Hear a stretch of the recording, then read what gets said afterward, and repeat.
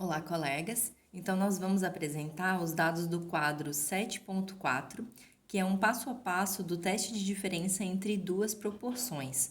O autor analisou a questão de que pessoas dirigem mais carros grandes. Ele estava analisando as características de personalidade e a pergunta dele era se os homens expressam maior necessidade de controle do que as mulheres ao dirigir carros grandes. Então, ele pegou duas amostras de 200 e excluiu as pessoas que não tinham carro, daí ficou esse quantitativo aqui, número total de amostra, o N, né, da pesquisa, e aí o resultado da frequência, 81 masculinos e 48 feminino, de pessoas que tinham carros grandes.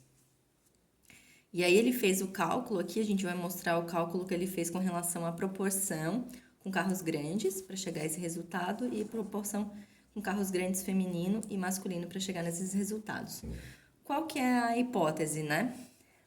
A hipótese, ela pode ser nula se os dois dados de proporção forem iguais e elas, se forem diferentes, se a proporção 1 for diferente da proporção 2, ele rejeita a hipótese nula e ele entende que... Um momento. Ele vai entender que os dados entre homens e mulheres são diferentes. Então, tá. Então, nós vamos pegar esses dados e vamos aplicar. Primeiramente, o primeiro passo vai ser calcular a proporção das duas amostras e também calcular a proporção da amostra combinada. Então, nós vamos pegar o F1, que é a frequência de 1, que é 81, né? Aqui do masculino, e com o tamanho da amostra de 1, que é 180. Ok? E aí, nós vamos calcular, vai dar 0,45, certo? Agora, nós vamos calcular a proporção da segunda amostra. A frequência é 48, dividido pelo N, que é o tamanho da amostra, 150. O valor dá 0,39. Desculpa, 0,32. Deixa eu arrumar aqui, 0,32. Então, nós vamos aplicar a fórmula da proporção da amostra combinada. Então, nós temos o N1, 180. Aqui a informação não tem nenhuma informação, a gente sabe que é multiplicado, né? Como nós já fizemos antes. Multiplicado pelo P2, que foi a informação... Desculpa, aqui não é P2 não, aqui é P1. N1 por P1 e mais N2 multiplicado por N2, tá? Isso aqui foi um erro na hora que eu escrevi. Então, N1 multiplicado pelo P1, que é 0,45, ok? Mais, deixa eu aumentar aqui o tamanho, N2, que é 150, multiplicado por P2, que é 0,32.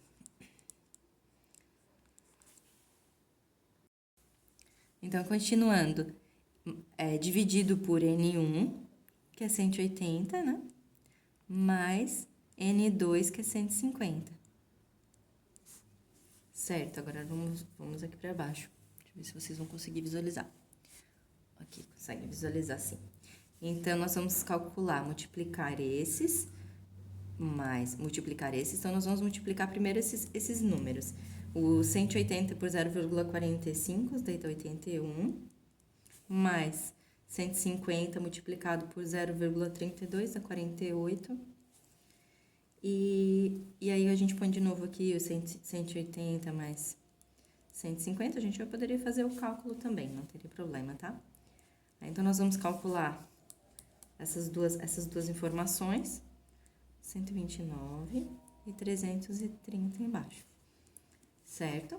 Então, o resultado dividido, 129 dividido por 330, se você não conseguir, faz na calculadora, né? A gente sempre usa a calculadora.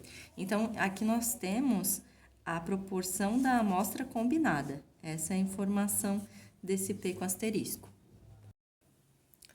Então, agora que a gente já tem a proporção da amostral combinada, então, nós vamos aplicar a fórmula para calcular o erro padrão da diferença, certo? Então, nós vamos colocar a proporção da amostral combinada, que é 0,39, multiplicado por 1 menos ela mesma, de novo, né? Proporção novamente. Aí, como aqui tá uma multiplicação, a gente vai usar colchete, tá? Para diferenciar.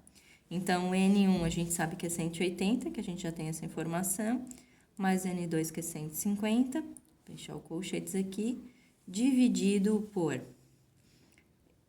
N1 multiplicado por N2. Ok? Por isso que nós usamos o colchetes, porque tinha uma outra multiplicação dentro. Então, o que nós vamos fazer? Nós vamos aplicar, aqui nós vamos fazer primeiro o cálculo, né? Então, vamos botar aqui 0,39. 1 menos 0,39 dá 0,61.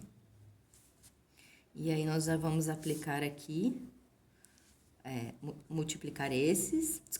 somar esses e multiplicar os de baixo, ok? Então, nós temos 330 dividido por 27.000, ok? Então, agora nós vamos multiplicar os três números de cima. Então, 0,39 por 0,61 por 330, certo?